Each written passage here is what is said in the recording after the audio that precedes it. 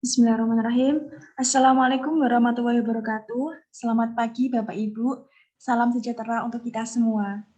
Yang terhormat Bapak Dr. Andes Asep Nurdiana MSI selaku penguji, yang saya hormati Ibu Siti Nurjana SKPNR selaku mentor, dan Bapak Fisika Prasetyo Putra STMT selaku coach. Perkenalkan, saya Vina, mohon izin untuk memaparkan rancangan aktualisasi saya yang berjudul Upaya meningkatkan pemakaian masker kepada pasien dan penunggu dengan metode SMART, semua memakai masker di ruang komuni RSUD Era Kartini Kabupaten Jepara.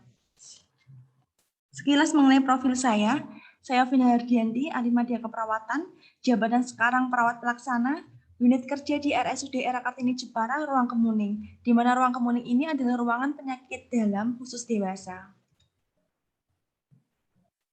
Di sini saya bekerja di instansi Rumah Sakit Umum Daerah Era Kartini Jepara, di mana RS ini sebelumnya adalah balai pengobatan kecil yang memfungsikan bangunan sekolah untuk anak-anak di Belanda, dengan motonya Mitra Anda Menjadi Sehat. Visi dari RSUD Era Kartini ini terwujudnya rumah sakit pendidikan dan pelayanan rujukan pertama. Untuk mewujudkan visinya, di sini ada 5 misi. Yang pertama, menyelenggarakan pelayanan prima. Yang kedua, mengembangkan profesionalisme sumber daya manusia. Yang ketiga, mengembangkan pendidikan, penelitian, dan pengabdian masyarakat. Yang keempat, melengkapi sarana prasarana sesuai perkembangan ilmu pengetahuan dan teknologi. Dan yang kelima, meningkatkan kerjasama lintas sektor.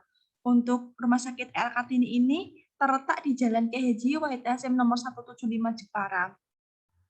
Kemudian pada tahun 2020, jumlah sumber daya manusia di RSUD Era Kartini ini sekitar 973 pegawai.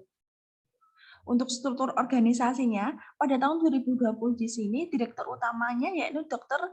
Dwi Susilowati MKes.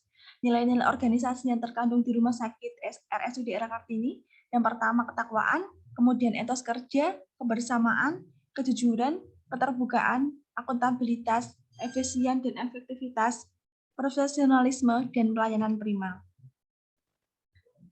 Latar belakang dari kegiatan ini adalah ASN atau aparatur sipil negara adalah profesi bagi pegawai negeri sipil dan pegawai pemerintah dengan perjanjian kerja pada instansi tertentu.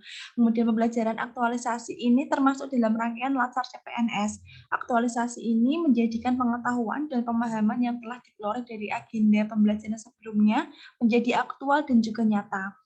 Kemudian pembelajaran aktualisasi terbagi menjadi dua, pembelajaran merancang aktualisasi dan melaksanakan rancangan aktualisasi. Tujuan dari pembuatan rancangan aktualisasi ini agar dapat menjadi panduan dalam melaksanakan kegiatan aktualisasi di unit kerja masing-masing. Jadi selama saya bekerja di ruang komuni, saya menemukan 3 isu yang saling keterkaitan. Yakni isu yang pertama, belum optimalnya pemakaian masker pada pasien dan penunggu di ruang kemuning RSUD Era Kartini Kabupaten Jepara. Jadi bisa dilihat pada gambar, terlihat masih banyaknya pasien atau penunggu yang belum atau bahkan tidak memakai masker dengan benar. Di sini kondisi yang diharapkan meningkatnya kesadaran pasien dan penunggu dalam menggunakan masker dengan baik dan benar. Kemudian isu yang kedua, belum optimalnya penerapan komunikasi efektif antar profesi menggunakan teknik situation, background assessment, dan recommendation atau biasa disebut SBAR di ruang kemuning RSUD Era Kartini. Terlihat juga pada gambar nggih, di sini masih belum sesuainya penulisan format SBAR dengan benar pada catatan perkembangan pasien terintegrasi. Perawat belum melakukan pendokumentasian sesuai dengan format, di mana kondisi yang diharapkan form PPT terisi secara lengkap. Kemudian isu yang ketiga, kurangnya pengetahuan pasien terhadap teknik pengurangan nyeri di ruang kemuning RSUD Era Kartini. Jadi pada gambar, meskipun di sini ruang kemuning adalah ruang penyakit dalam, di mana biasanya ada pasien-pasien yang masuk dengan nyeri perut, nyeri luka diabetes mellitus, nyeri kepala, dan lain-lainnya. Seringkali kita sebagai perawat sudah melakukan tindakan kolaborasi dengan tim medis mengenai pemberian obat pereda nyeri, tetapi di sini pasien masih merasakan nyeri itu sendiri. Kemudian isu yang kedua di sini, pada monitoring nyeri, di sini perawat belum disiplin dalam menuliskan lembar monitoring nyeri sesuai dengan kriteria nyeri pada pasien, di mana kondisi yang diharapkan monitoring nyeri ini terisi secara lengkap sesuai keluhan nyeri pada pasien, dan pasien mampu mengontrol nyeri secara mandiri. Untuk penetapan core isu, dari isu yang sudah saya jelaskan tadi, saya menggunakan teknik tapisan isu yaitu APKL dan USG untuk mendapatkan core isu yang nantinya saya selesaikan. Untuk penetapan core isu yang pertama, yakni menggunakan teknik APKL, di sini saya mencari isu yang berkualitas. Berkualitas artinya adalah isu yang memiliki kriteria aktual, problematik, halayak, dan layak. Jadi aktual adalah isu yang ditemukan di rumah sakit dan masih banyak dibicarakan. Kemudian problematik adalah isu yang memiliki dimensi kompleks. Kemudian halayak adalah yang mempengaruhi banyak pasien. Kemudian yang kelayakan adalah isu ini memiliki keterkaitan dengan tugas saya sebagai perawat. Dari teknik tapisan isu menggunakan APKL ini ditemukan bahwa isu yang pertama, belum optimalnya penggunaan masker pada pasien dan penunggu ini menjadi isu yang bernilai tinggi. Kemudian selain menggunakan APKL, saya lanjutkan lagi menggunakan teknik tapisan isu USG, di mana tapisan isu USG ini pemberian skor juga dari 1 sampai dengan 5, di mana semakin besar skor maka semakin tinggi prioritasnya. Di sini didapatkan juga bahwa isu yang pertama, belum optimalnya penggunaan masker pada pasien dan penunggu di ruang kemuning, mendapatkan nilai tertinggi dengan skor 15. Dengan rincian urgensinya bernilai 5, artinya isu ini harus segera ditindaklanjuti karena masih banyaknya pasien dan penunggu yang tidak tertib. Apabila tidak segera ditangani, maka berdampak pada bertambahnya jumlah konfirmasi COVID-19. Kemudian pada seriousness, di sini juga bernilai 5. Artinya, isu ini harus segera dibahas. Meskipun kasus konfirmasi COVID-19 sekarang sudah melandai, namun kita harus tetap disiplin untuk memakai masker sebagai usaha untuk melindungi diri sendiri dan juga orang lain di sekitar kita. Kemudian pada growth bernilai 5 juga. Bahayanya apabila isu ini tidak segera ditangani atau diselesaikan, pasien atau penunggu menjadi acuh dalam penghentian penyebaran COVID-19 sehingga berakibat meningkatnya kasus konfirmasi COVID-19. Jadi, di sini dari teknik APKL dan USG, saya mendapatkan gagasan isu atau core isu, yakni belum optimalnya pemakaian masker pada pasien dan penunggu di ruang kemuning RSUD Daerah Kartini Jepara. Nah, untuk mengidentifikasi faktor penyebabnya, dari gagasan isu tersebut, saya melakukan teknik analisis fishbone, di sini menggunakan kategori 6M, main material, method, measure, modern nature, dan juga mesin. Berikut tabel dari fishbone-nya, yakni M yang pertama material, di sini terdapat belum adanya bahan edukasi meliputi leaflet, video, dan lain-lain. Selain itu, sosial media rumah sakit pun belum pernah ada edukasi tentang masker. Hal ini dikarenakan tidak adanya edukasi penggunaan masker. Kemudian pada metode, tidak adanya SOP atau standar operasional prosedur, dan juga belum adanya sosialisasi tentang penggunaan masker. Hal ini memang dikarenakan tidak adanya edukasi pada penggunaan masker itu sendiri. Kemudian pada mandatur, di sini didapatkan budaya menggunakan masker yang masih salah, karena memang tidak adanya edukasi. Kemudian pada mesin belum adanya sistem yang mengatur dan juga belum adanya tanda bahaya jika tidak memakai masker. Kemudian pada men atau manusianya di sini ditemukan bahwa rendahnya kesadaran pasien dan penunggu dan juga kurang pemahaman dari pasien dan penunggu tersebut, sehingga hal ini dikarenakan tidak adanya edukasi pada pasien atau penunggu terkait dengan penggunaan masker. Selain itu, pada perawat pun belum pernah melakukan edukasi. Pada manajemen di sini belum pernah adanya informasi terkait dengan pemakaian masker. Hal ini karena memang tidak adanya edukasi dan juga belum ada mekanisme tindak lanjut terkait dengan bagaimana memakai masker dengan benar.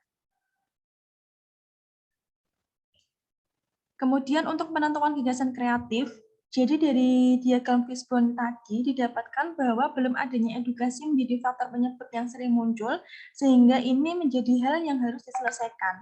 Sehingga gagasan kreatif saya adalah upaya meningkatkan pemakaian masker kepada pasien dan penunggu melalui program Smart Semua Memakai Masker di Ruang Kemuning RSUD Daerah Kartini Jepara.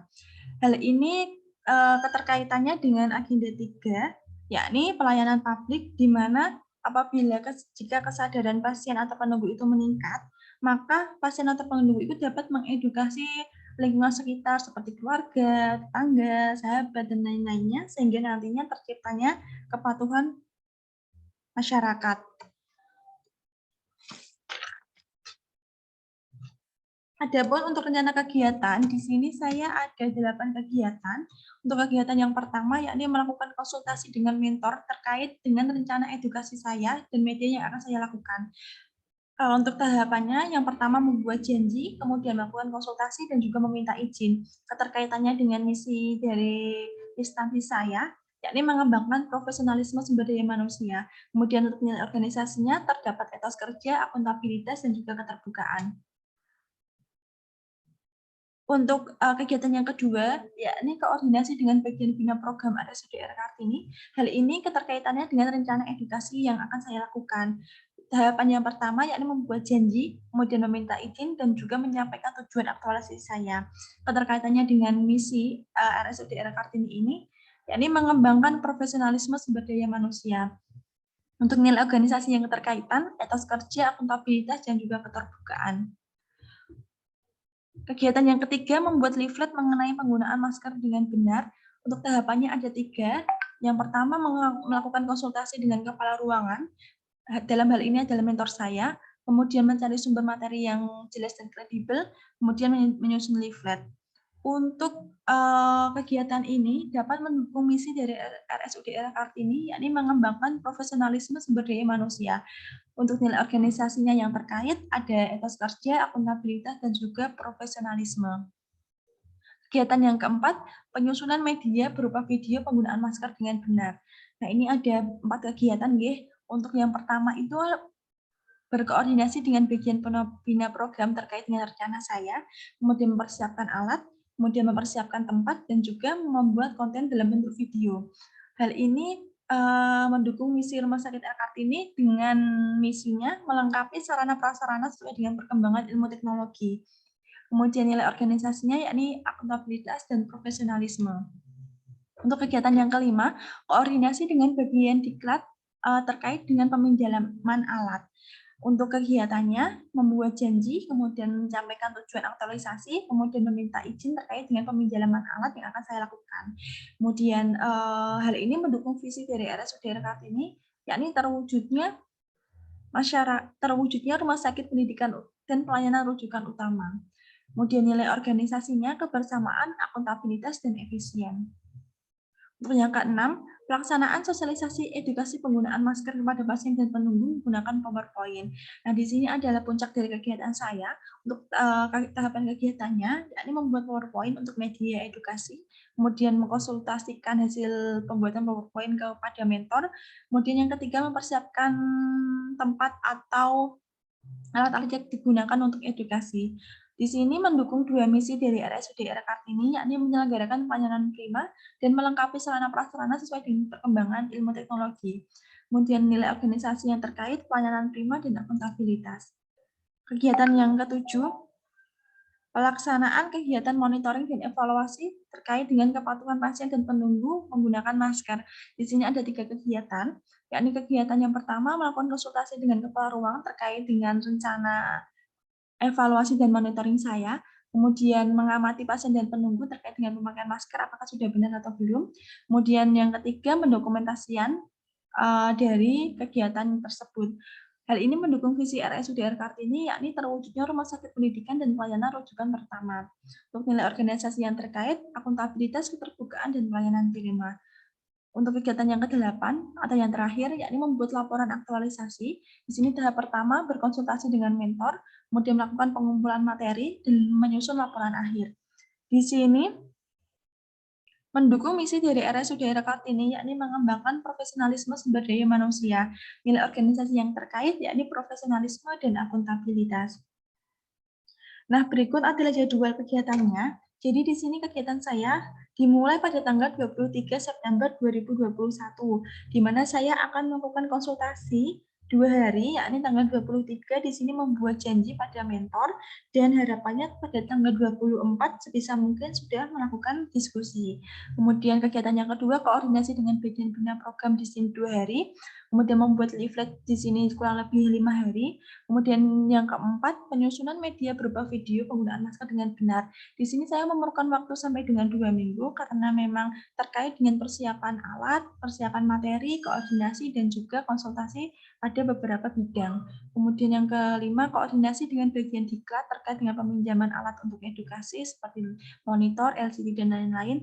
Kemudian pelaksanaan sosialisasi dan edukasi penggunaan masker di sini pada tanggal 22 dan 23. Pada tanggal 22 Di sini mungkin bisa saya gunakan untuk mempersiapkan tempat, alat, dan medianya.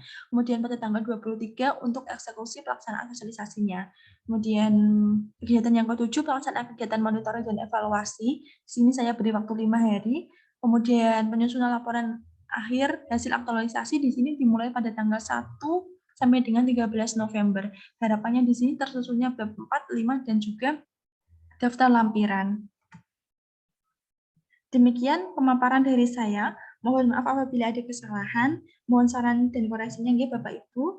Terima kasih atas waktu yang diberikan. Wassalamualaikum warahmatullahi wabarakatuh.